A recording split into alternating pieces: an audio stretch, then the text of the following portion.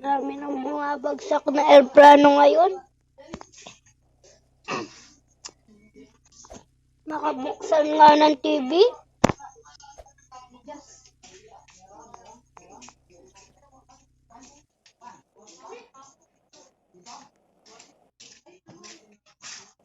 Wait nga lang. Ito, nakahanap na rin ako. Tignan ko nga.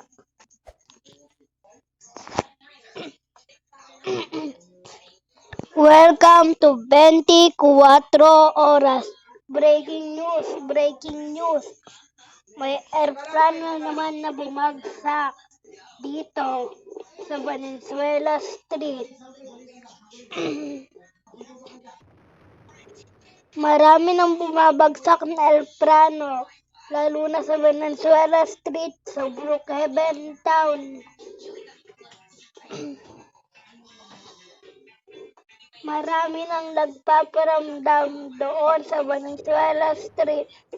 Sa House 21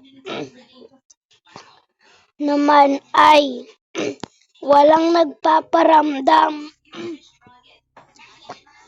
Grabe, may ubo na ako. Sa House 21 lang walang nagpaparamdam.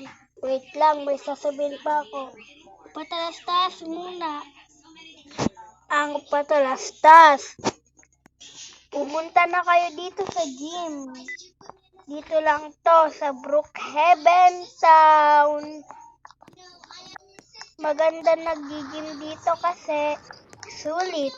Ang bayad lang dito is 100 pesos kada araw. Magagaan lang ang gamit kapag pambabae ang gamit, magagaan lang. Ayun lang ang patalastas. At sinakop ng Valenzuela Street ang farm. Doon maraming nagpaparamdam sa farm, lalo na sa House 13, House 12, at House 11.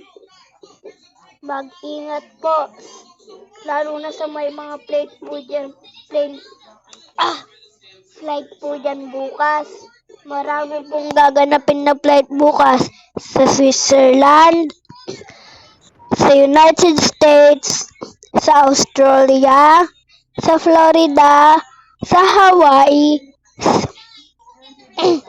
sa Dubai, sa Singapore, at sa Cebu, at sa California, at Canada. Ayun lang. Salamat sa breaking ay sa panonood nyo. Hala, ito na nga pala yung nangyayari. Ano ba yan? Patay ko na nga itong TV.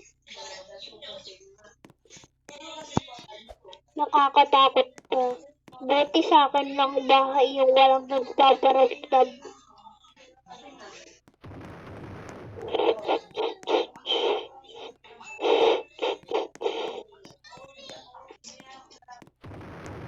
Makatulog na nga.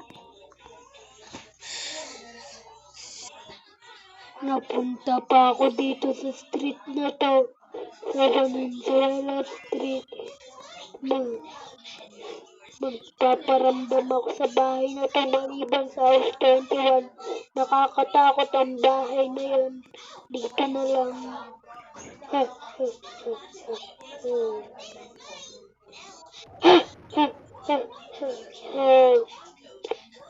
Tingnan ko muna kung may tao.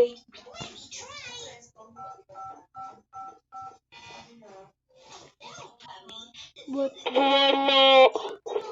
Try ko nga dito. Nakakagulat ang ibon niya. Nakakatakot rin. Ano ba to? Ba't may ganun? Nakakagulat talaga ang ibon niya.